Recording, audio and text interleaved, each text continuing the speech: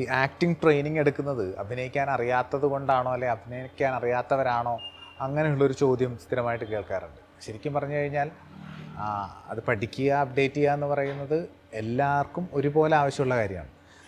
ഞാൻ പണ്ടെപ്പോഴോ പറഞ്ഞിട്ടുള്ളത്, നമ്മുടെ സൂപ്പർ സ്റ്റാർസ് ആണെങ്കിൽ കൂടി അവരുടെ കാലഘട്ടത്തിൽ അവരുടെ എക്സ്പീരിയൻസിൽ കൂടി പഠിച്ച് അപ്ഡേറ്റ് ചെയ്തതുകൊണ്ടാണ് അവരിപ്പോഴും ലൈവായിട്ട് നിൽക്കുന്നത്. അവരെ കൂടെ വന്ന പല ആൾക്കാരും ആ രീതിയിൽ അപ്ഡേറ്റ് ചെയ്യപ്പെടാത്തത് കൊണ്ടാണ് ഇപ്പോൾ കാണാതിരിക്കുന്നത്. പ്രധാനപ്പെട്ട ഒരു കാര്യം എന്താണെന്ന് വെച്ചാൽ, നമ്മൾ സ്പോർട്സ് പേഴ്സൺസിന് കോച്ചസ് ഉണ്ടാവാറുണ്ടല്ലോ, കാര്യങ്ങൾ പറഞ്ഞു കൊടുക്കാനും വിദഗ്ധോപദേശം കൊടുക്കാനും എന്തെങ്കിലും സംശയങ്ങളുണ്ടെങ്കിൽ ക്ലിയർ ചെയ്യാനും. അങ്ങനെയുള്ള ഒരു കോച്ചിങ് എന്നുള്ള രീതിയിൽ തന്നെയാണ് ഇവിടെയുള്ള മുൻനിര ആക്ടേഴ്സ് അല്ലെങ്കിൽ ലൈവായിട്ട് പൊയ്ക്കൊണ്ടിരിക്കുന്ന പല ആക്ടേഴ്സും ആക്ടിങ് കോച്ചസിന് വെക്കുന്നത്. അത് അവരുടെ ഓരോ കഥാപാത്രത്തിലേക്കും പോകുമ്പോഴുള്ള ക്ലാരിറ്റി കൂട്ടാനും ആ രീതിയിൽ സപ്പോർട്ട് ചെയ്യാനും ഹെൽപ്പ് ചെയ്യാനൊക്കെ വേണ്ടിയിട്ടാണ്. ശരിക്കും പറഞ്ഞു കഴിഞ്ഞാൽ 3-4 ഷോർട്ട് ഫിലിമിൽ അഭിനയിച്ച് കഴിഞ്ഞാൽ ഞാൻ മഹാനടനായി ഇനി ഒരു അഭിനയം പഠിക്കേണ്ട, ഒന്നും അപ്ഡേറ്റ് ചെയ്യേണ്ടെന്ന് വിചാരിച്ചിരിക്കുന്ന ഒരുപാട് പേരെ നമുക്കറിയാം.